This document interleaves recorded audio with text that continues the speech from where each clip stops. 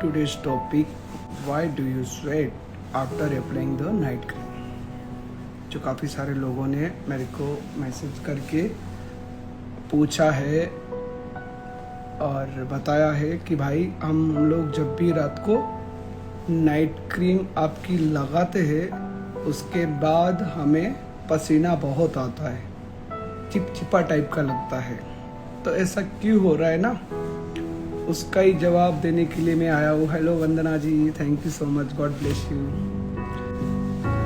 तो जैसे ही आप नाइट क्रीम लगाना शुरू करते हो तो उसके बाद आप लगा देते हो, फिर उसके बाद आपको पसीने टाइप का लगता है या फिर मतलब ईचिंग पसीना टाइप का लगता है। तो इसका मेन रीज़न है डिटॉक्स। जैसे ही आप नाइट क्रीम लगाते हैं तो वो अंदर जाके जो अंदर का कचरा होता है ना, स्किन के अंदर का कचरा, उस कचरे को बाहर निकालता है।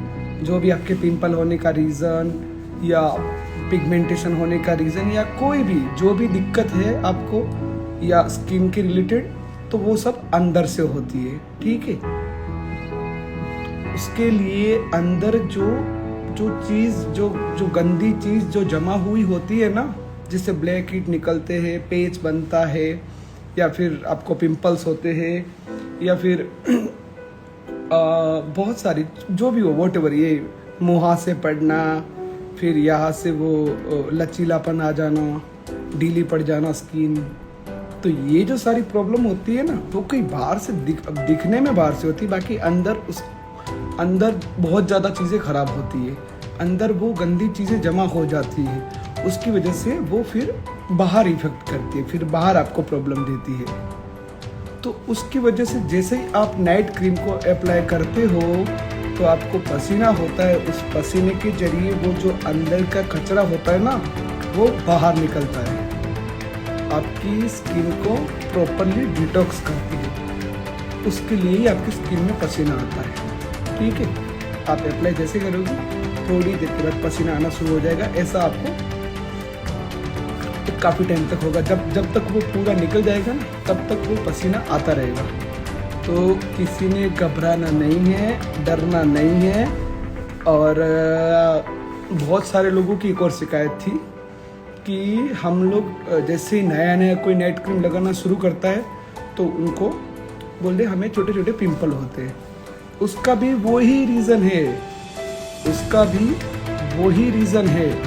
कि जैसे ही आप नाइट क्रीम लगाना शुरू करते हो, 4-5 दिन तक लगाते हो, तब पिंपल होते हो। वो पिंपल नहीं होते हैं, वो जो गंदी चीज़ें जो जमा हुआ कचरा होता है ना स्किन के अंदर, उसको वो बाहर निकालता है, ताकि आपका अंदर का जो लेयर होता है ना स्किन का, वो एकदम नीट एंड क्लीन रहे।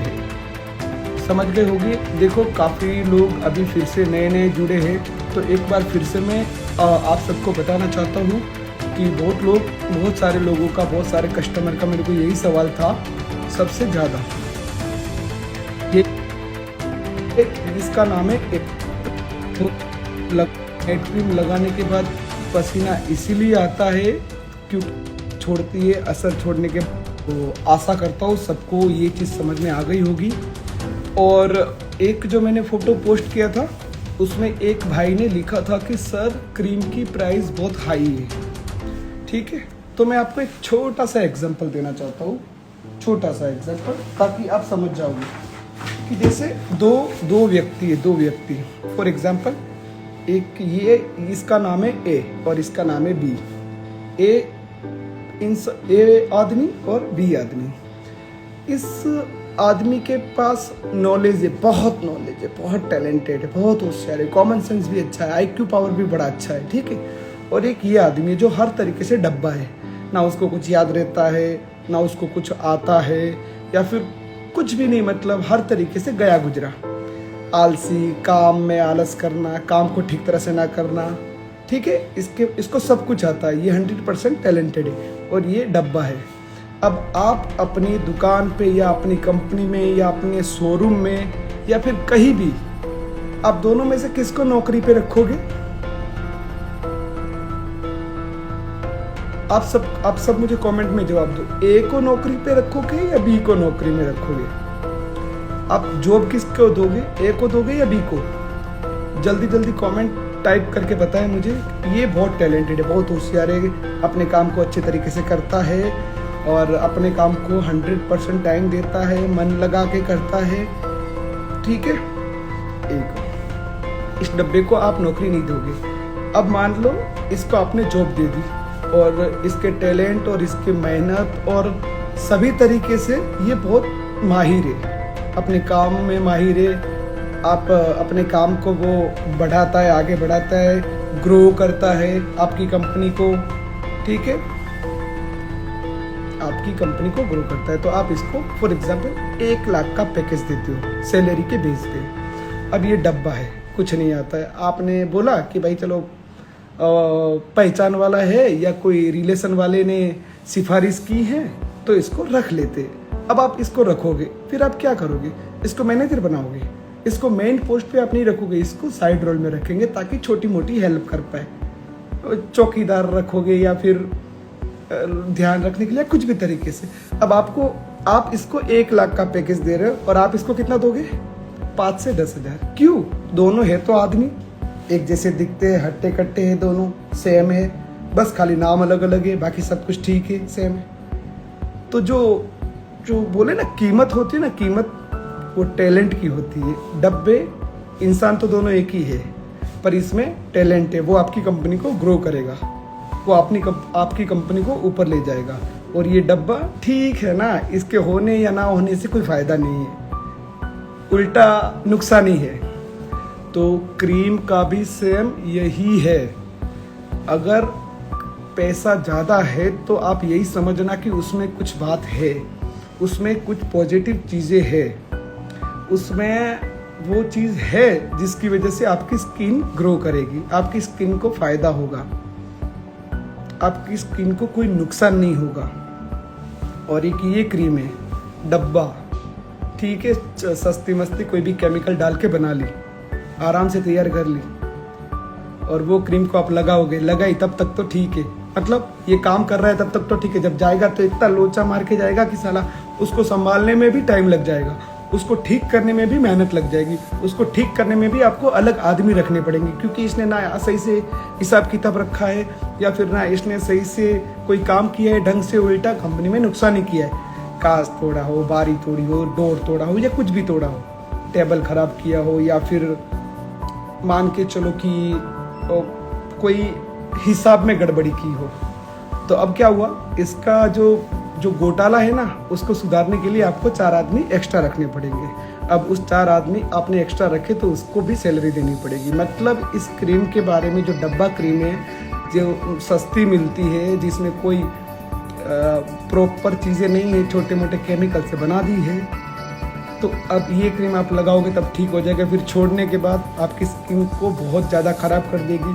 फिर आप जो इसने 4 आदमी रखे थे ना एक्स्ट्रा सैलरी देके, उसकी जगह फिर आप क्या करोगे, आप जाओगे हॉस्पिटल, डर्मोलॉजिस्ट के पास, डॉक्टर के पास जाओगे दिखाने। फिर डॉक्टर से आप अलग से खर्चा करवाओगे। और आप सब भी जानते हो कि आजकल के डॉक्टर, डर्मोलॉजिस्ट, इनका जो चार्ज होता है वो कितना हाई लेवल पे होता है। आप नॉर्मली दवाई लेने जाओगे ना स्किन के रिलेटेड, तो एक बार में आपको 4 से 5 हज़ार रुपये हो जाते हैं उसको ठीक करने में। और उसके लिए आपको दवाइयाँ लेनी पड़ेगी, टेबलेट लेनी पड़ेगी, फिर पता नहीं क्या क्या देगा। तो जो टेबलेट आती है तो आप सब जानते हो कि आजकल जो भी दवाई आती है उसमें क्या आता है, उसमें आता है ड्रग्स, उसमें आता है स्टेरॉइड। एक हर्बल होती है और एक एलोपैथी होती है। तो जो एलोपैथी होती है, जो हम नॉर्मली यूज़ करते हैं, फॉर एग्जांपल पैरासीटामोल, तो आप ट्राई कर लेना 2 महीना कंटिन्यू पैरासीटामोल लो, फिर देखो आपकी क्या हालत होती है, पूरा किडनी लीवर खराब हो जाएगा ऐसे ही। तो भाई अगर इसकी प्राइस ज़्यादा है तो इसमें कुछ खास बात है, इसमें कुछ खास बात है, और ये पक्का आपको ग्रो करेगी, मतलब आपको रिजल्ट देगी। और ये डब्बे क्रीम जो है तब तक तो ठीक है, पर जब जाने के बाद पता चलता है कि लाखों का कर दिया इसने, तो घोटाला लाखों का गड़बड़ कर दिया है। तो आशा करता हूँ कि आप सबको समझ में आ गया होगा कि अगर किसी चीज़ की वैल्यू है तो उसमें कुछ खास बात है, तभी उसकी वैल्यू है। और अगर जिसकी वैल्यू नहीं है तो ठीक है, उसको किसी ना किसी हेल्प से बनाया है, मतलब हेल्प से। हेल्प का मतलब समझ रहे हैं ना, धक्का मार के। अपने बोलते थे ना प्रमोशन करके पास होते थे स्कूल में, जो स्टार मिलता था 1 2 स्टार 3 स्टार, तो ऐसे ही होती है। गाड़ी होती है, गाड़ी में पेट्रोल डीजल नहीं डालोगे तो कैसे चलेगी? तो क्या करना पड़ेगा? धक्का मार के चलाना पड़ेगा। तो फिर धक्का मारने वाली गाड़ी अपनी तो किसी काम की नहीं होती है। इसीलिए जो सस्ता होता है तो उसमें वो गुण होते हैं, इसीलिए वो सस्ता होता है। अगर चीज़ महंगी होती है तो इसमें भी कोई ख़ास बात होती है, तभी वो महंगी होती है। और वही चीज़ आपको स्किन को बूस्ट करेगी, आपकी स्किन को ग्रो करेगी। Thank you so much Avni ma'am.